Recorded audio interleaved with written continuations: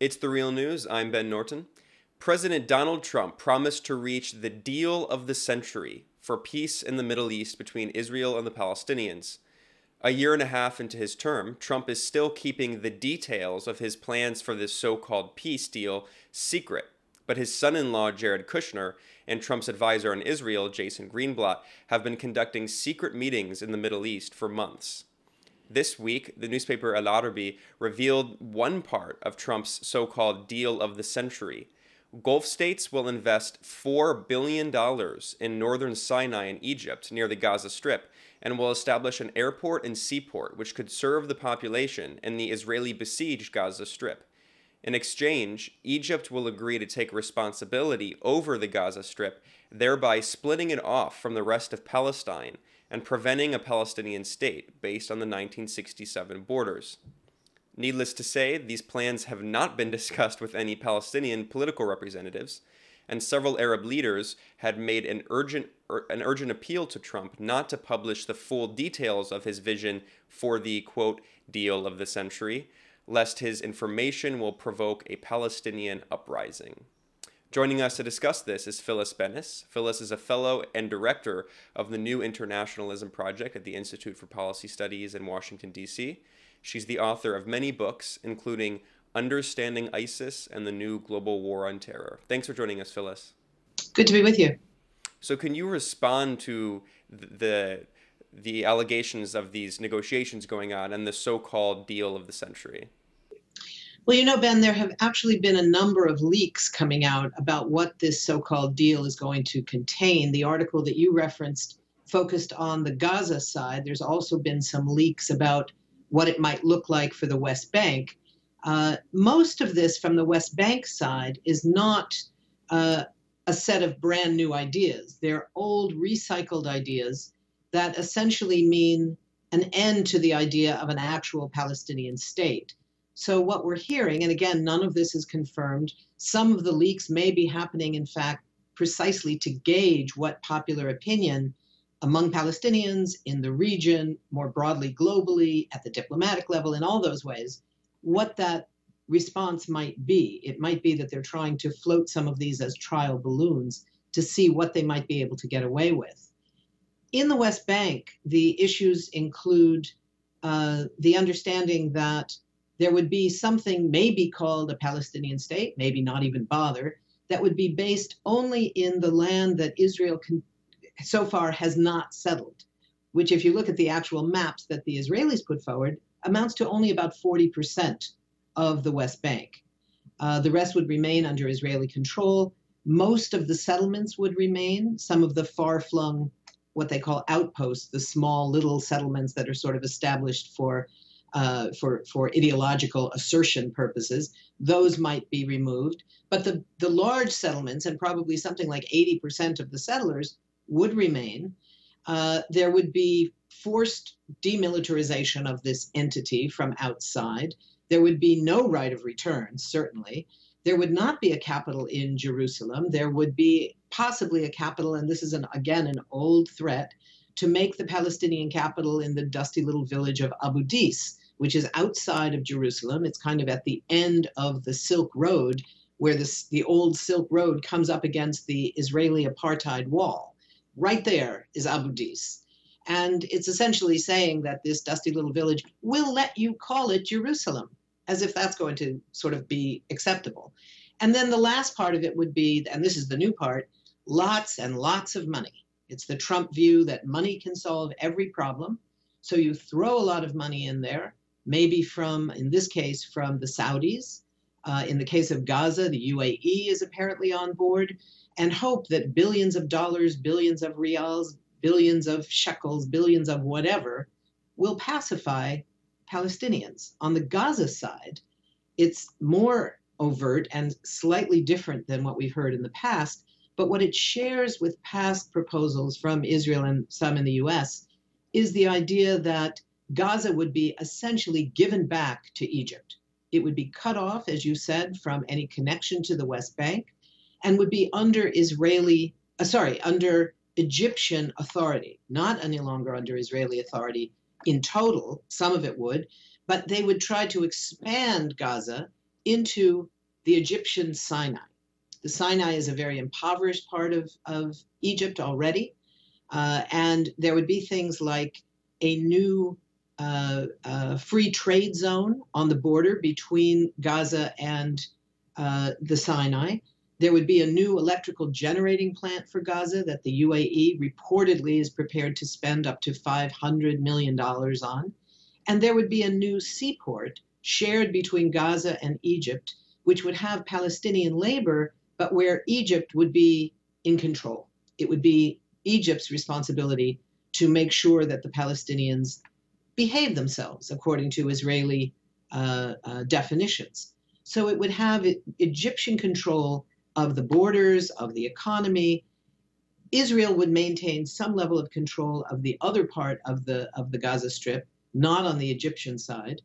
And that would remain as it is today. And one of the big questions, of course, is whether this massive funding, supposedly from Saudi Arabia as well as the UAE, whether that's really going to happen. We've been hearing proposals like this from the Crown Prince of Saudi Arabia, Mohammed bin Salman, who has become the BFF of Jared Kushner, the two crown princes, if you will, who have established this buddy system. But whether the king is actually willing to sign off on this one remains a very big question. So it's something that has, not surprisingly, given what we know about it, has been developed without any Palestinian input. And apparently they're prepared to just put it forward as this is what the world is going to do in the Palestinian territories. And the views of the Palestinians who happen to live there, those 3 million people, simply don't apply. Yeah, and let's talk more about Egypt's role in this. You raised a very important point about funding. And Egypt's autocratic president, el-Sisi, just won ostensible elections in March.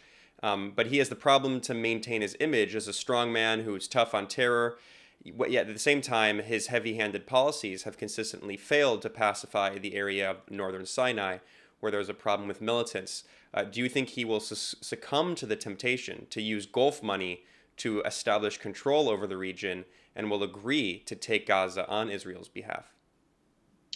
I have no doubt that Sisi is prepared for all of this. I think that his very close ties to the Trump administration and quite close with Trump directly speaks to this. You know, although we like to think this is somehow a new development, that Arab countries are negotiating directly with Israel, that they're trying to normalize relations with Israel, this is actually an old story. And as you say, Sisi has been facing incredible pressure internally in Egypt, despite being supposedly reelected. There's been a huge crackdown on journalists, on human rights organizations in Egypt. And one of the things, as you say, that has failed has been the ability to stop the rise of a new insurgency in the Sinai region. There's a new branch of ISIS that's been operating there. And there's been a great deal of unease about where that might go. In response, Egyptian and Israeli security officials have been collaborating very closely with the excuse on the Egyptian side of, well, we need to do this in order to make sure that this ISIS branch does not succeed. And on the Israeli side, well, we're cooperating because we can't have these tunnels in and out of Gaza that threatens Israel. So both sides have an interest in maintaining this strong relationship. And I have little doubt that Sisi will move forward with this. The big question is, how far do the Arab leaders, whether it's Sisi in Egypt, whether it's the leaders of Saudi Arabia and the UAE, or others, whether it's Jordan or Qatar, how far do they think they can go without any Palestinian buy-in? This is really the challenge that they're going to face. And the question is whether all of them will accept the notion that if you just throw enough money at the Palestinians, that will be okay. That will somehow pacify everyone. Yeah, I was actually going to ask about this. This is a good segue. After the Trump administration made the decision to move the U.S. embassy in Israel to Jerusalem, which was not recognized by most of the international community, this was viciously opposed by the vast majority of the international community. In response to that, the Palestinian government in Ramallah, the Palestinian Authority, decided to cut its ties with the U.S. negotiating team. This didn't seem to faze Trump at all. He just continued going on So how can a so-called peace deal be reached, and what would it look like when the Palestinians are not even a party to this agreement? Well, I think what it says is that the difference here is that the Trump administration's proposal, if what we're hearing is in fact their proposal, and again, we should emphasize these are leaks. We don't know for sure what it's going to look like.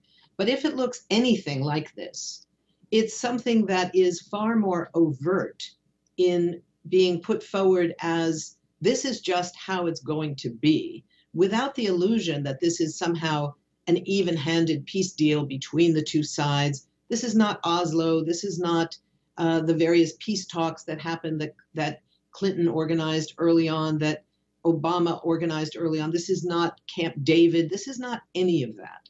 This is an assertion by the international community that says, we have the power and we're going to impose this.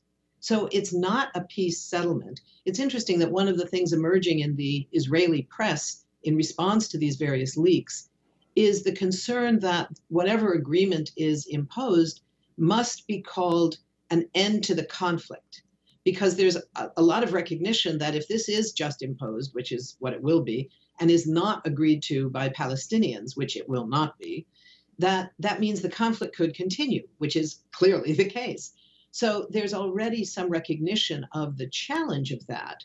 It doesn't mean that it won't happen, but it does mean that it does not represent an end to the conflict. It just merely moves it to a new phase. I think what we're seeing here is a willingness on the part of all of these governments, the Arab states, certainly Israel, led by the Trump administration, to say that Palestinian voices simply don't matter. It's not as if the Palestinian Authority somehow had the power and the credibility to speak in the name of the Palestinian people. At this point, it has very little credibility left.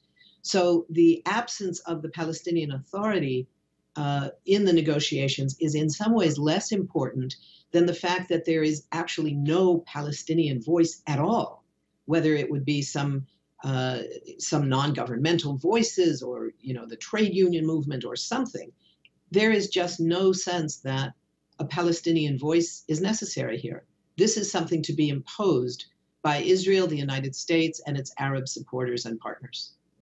Well, we'll have to end our conversation there. I was joined by Phyllis Bennis, who is a fellow and director of the New Internationalism Project at the Institute for Policy Studies in Washington, D.C. She's the author of many books, including Understanding ISIS and the New Global War on Terror. Thanks for joining us, Phyllis. Thank you, Ben. It's been a pleasure. For The Real News, I'm Ben Norton.